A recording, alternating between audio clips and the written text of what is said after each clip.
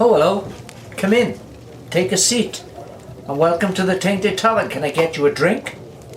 Come into the Tainted Tavern, come sit a while for free. We talk about our musings and devices we've been using.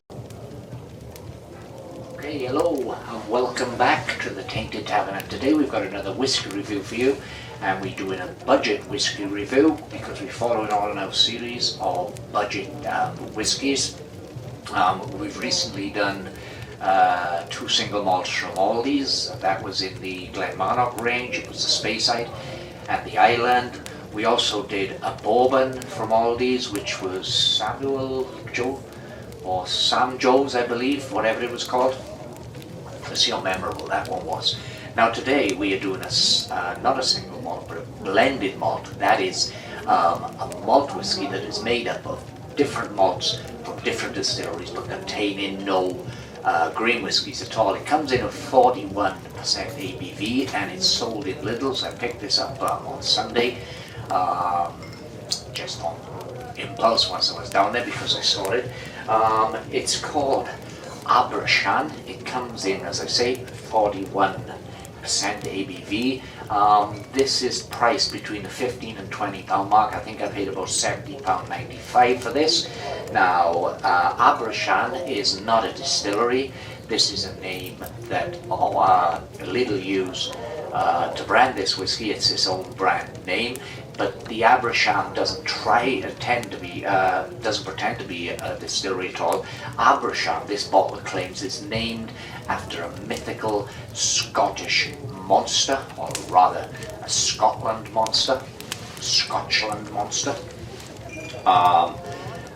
So a folklore. Though I don't believe this, the Abrachan, who was a fiery dragon-like creature who roamed the land, sending out flames from its mouth, which apparently scorched the barley in the fields that the people would use to make their whiskey and give their whiskey a delicious smoky aroma, smoky taste, smoky aroma. So they fell in love with the Abrachan. Only in Scotland could you fall in love with a fierce creature because it happened to improve your whiskey. But I don't believe that the Abrachan is really a creature from Scottish folklore. I think it's rather created by marketing folklore for this bottle, and you can't fault them for that because I tried to do some research on the creature, and though there are well-known creatures from Scottish folklore, such as the Kelpie, the Abrachan seems to suddenly have come into existence for Lidl's whiskies, but we won't build that against them, as I say. Now, this is bottled. We don't know which distilleries actually provide the malt used in this whiskey, but we know, I've made some notes here, this is bottled in by the Clydesdale Whisky Company in Glasgow. Now that gives them an hint because the Clydesdale Whisky Company, the bottling plant, is owned by White & Mackay. White & Mackay owns several whiskies, distilleries in both the Highlands and the Speyside region, and this bottle claims to be made up with rich and distinct Speyside and Highland malts with earthy and maritime notes intertwined with heavy roasted coffee and chocolate character, peaty and smoky.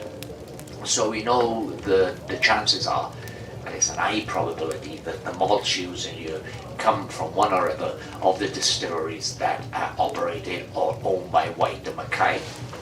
Nothing wrong with that. Now for the tasting notes of this whiskey, what we're going to do, we're going to take it in a Glencairn glass, totally neat.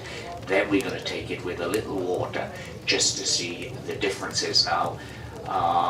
As I say, it comes in at £70.95, so it's a budget whiskey, but it is a malt whiskey. It may not be a single malt, but it is a malt whiskey, so that means there's no grain whiskies in here. It's made up with malts from all different distilleries. The way that differentiates from a single malt whiskey, because a single malt whiskey is still made up with different malts, but every malt that goes into a single malt must come from the same distillery. So basically a single malt is generally, unless it's a single cask, of course, so ignore that for a moment. We're not talking single cask, we're talking single malt. So a single malt is a whiskey which is made up from whiskey from several casks from the same distillery. So it's a blended malt. Now, a blended malt as opposed to a single malt, is exactly the same thing, except the malts used can come from several different distilleries. Anyway, let's get this poured. It comes with a lovely little bottle there with the design of the Abrachan, which well, it looks like some monkey blowing flames, but it's got a real cork. So we just pour ourselves a glass here in our Lafroig branded Glencairn, and we'll take it to the nose.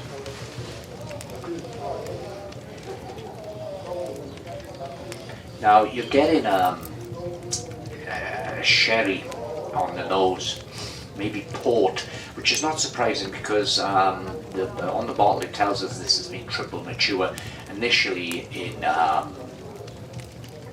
bourbon barrels, then in Olasco sherry barrels, and then finally it's finished off its maturation in port barrels.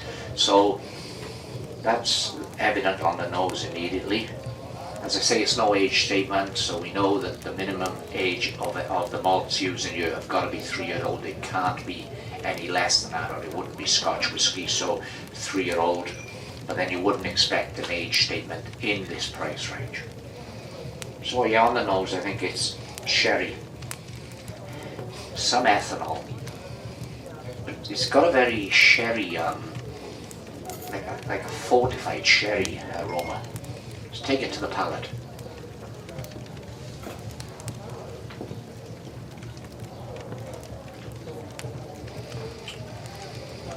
Now that's not unpleasant. There's a little bit of burn on the finish, and I think you can taste the youth. But as I say, you don't need to pay a fortune to,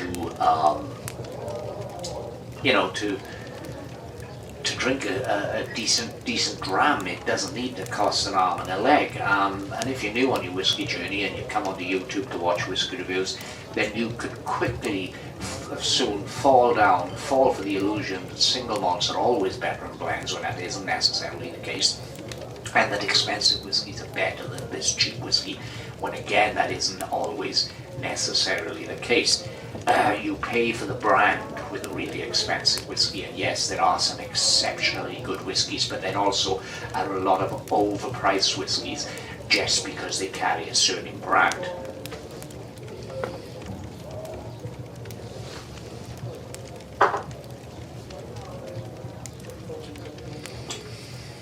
Sherry primarily. I'm not getting any smoke. The bottle did promise peaty and smoky. I'm not getting any of that, but then I drink a lot of smoky expressions and a lot smokier than this, so maybe there is smoke there, and if your palate is not attuned to stringently smoked whiskies as mine is, then you may get the smoke. I'm just going to get a little bit of water and add it to it, just a capful, to see what the whiskey does with the addition of a little water. Might have spoke too soon when I said there was no smoke. But anyway, we're just going to add a little bit of water into this. Not much, just half a cupful. And we're mixing in this liquid from Scotland with a liquid from Wales, Brecon Carrig.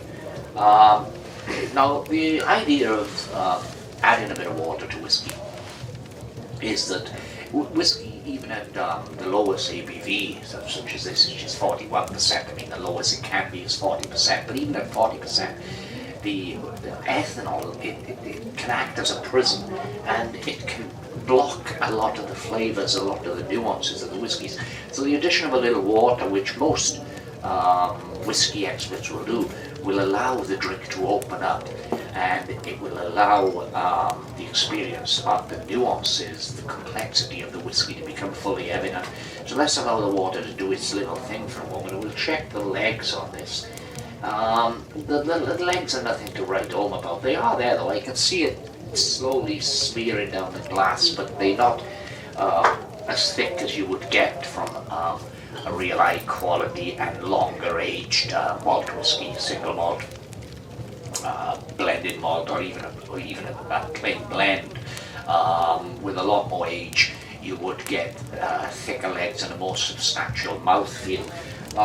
Now, the colour on this, I do suspect there are artificial colourings. No, it's not marked on the bottle. All we've got on the bottle is that Abrachan blended malt Scotch whisky, peated and smoky. Legend has it, it all started with the Abrachan. A mythical beast who roamed the islands and stalked the lowlands, burning the Scottish bogland with its ferocious fiery breath. The smouldering aftermath left the villagers wanting the Abrachan's head, until they realised the beast had transformed the local whisky into a flavour so rich and smoky it changed the way whisky was made and drunk forever. So that's a lovely little story, but as I say, the Abrachan is not a creature from genuine Scotland mythology or folklore. It comes from marketing folklore. In other words, it was invented for this bottle, but full marks to the marketing guys. That's quite inventive.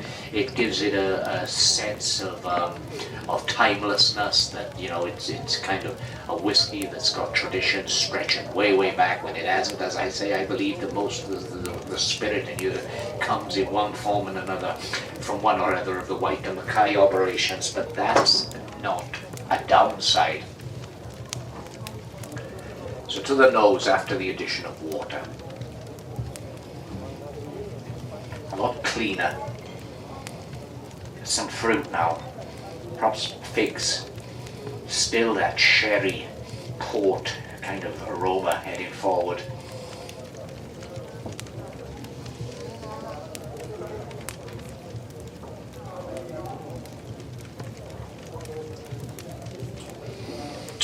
We get some sweetness now,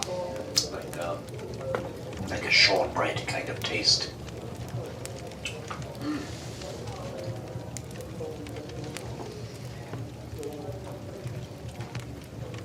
It's okay, you know, it's enjoyable enough. The addition of a little water, it really opens up and it really tickles those taste buds. So that's Abrachan from Lidl, another budget supermarket blend. I'll be doing a lot more of these soon. There's not most of the supermarket blends have met with my approval. I did buy one last week from the Asda. I think it was Asda or Morrison's. It was one, and it was called McKendrick's. That to me was it wasn't really a nice experience, so it won't go to waste. That would be perfect for you drinking as a mixer with Coke or ginger ale, but McKendrick's didn't really do it for me. This stuff does. I can drink this as it is with the addition of a little water, but more than likely I'll finish off this bottle with ice, which is the way I normally drink my whiskey. Let's just pop a single ice cube into this this year that I've got left. Just pop a little ice cube into there, allow it to cool, and see the full experience that you get from this whiskey. That way then we sample it 3 ways, totally neat, with a little water, and then just slightly chilled with a bit of ice. So let's try that. And incidentally, means you're watching this video, you've obviously got some kind of interest in whiskey, so why not check out my book, the current book from Kennesaw Books, A Dark History of Whiskey. It's a whiskey book like no other. It features tasting notes and distillery histories like most of the whiskey books. It'd be a pretty kind of strange kind of whiskey book if it didn't, but it's got an emphasis on the darker side of whiskey history, so I'm really proud of this book. It's out now, available anywhere books are sold. Go try it. Right, let's get back to the semi-mythical marketing man beast that is Abrachan. Now that I've got a little ice in here and it's cool, the glass feels cool in my hand, nice and comfortable the way it sits there. This is the way I normally drink my scotch over the rocks.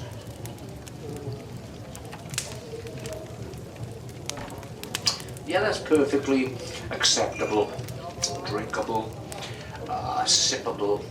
It's a nice enough scotch, nice to sit back and relax with an evening. It's not the most complex, of course, but it's flavourful. It's not a one-trick pony. You're getting sherry, you're getting some fruit, you're getting some biscuity oatness, and you're getting a nice finish, which, whilst not long, the finish doesn't linger too long. It's decent. So anyway, thanks for watching. Cheers, Solange, Yakida. Don't forget to come back soon. Give this video a thumbs up. Leave a comment below.